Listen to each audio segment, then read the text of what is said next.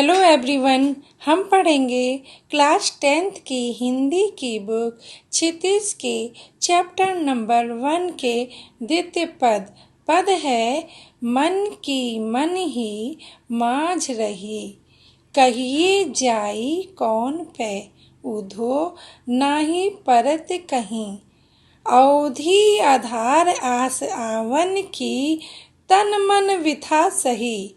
अब इन जोग संदेशानी सुनी सुनी बिरहनी विरह दही, चाहती हुती गुहारी तय उत्ते धार बही, सूरदास अब धीर धरही क्यों मर्यादा ना लही।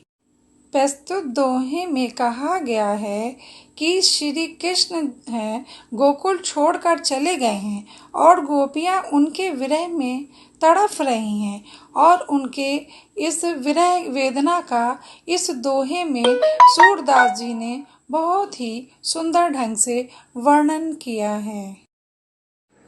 मन की मन ही माझ रही, कहिए जाई कौन पै उदो नाही परत कहीं। भावार्थ है, गोपियां उदो से अपनी पीड़ा, अपनी मन की व्यथा बताते हुए कहती हैं कि श्री कृष्ण के गोकुल छोड़कर जाने के बाद उनके मन की स्थिति जो है, श्री कृष्ण के प्रति प्रेम की जो भावना है, उनके मन की बात मन में रह जाती है और वे उनसे कह नहीं पाती हैं कि वो उनसे कितना प्रेम करती हैं।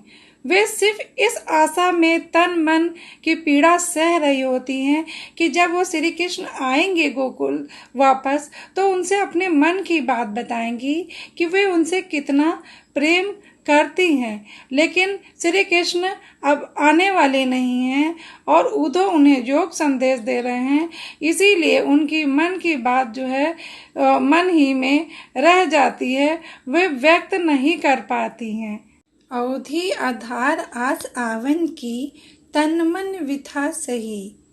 अब इस योग संदेशानी सुनी सुनी विरहनी विरह दही।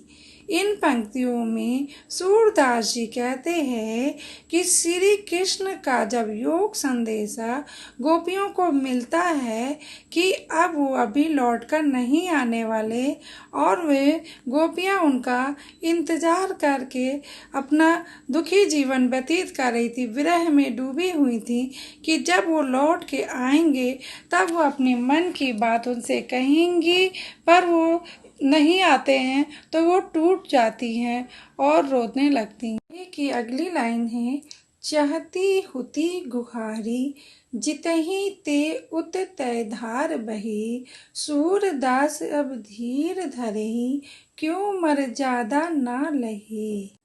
इस छंद में गोपियां अपने मन की व्यथा का वर्णन उद्धव जी से करते हुए कहती हैं कि अपने मन के दर्द को वो व्यक्त करना चाहती हैं पर वो कह नहीं पा रही, किससे जाकर कहें।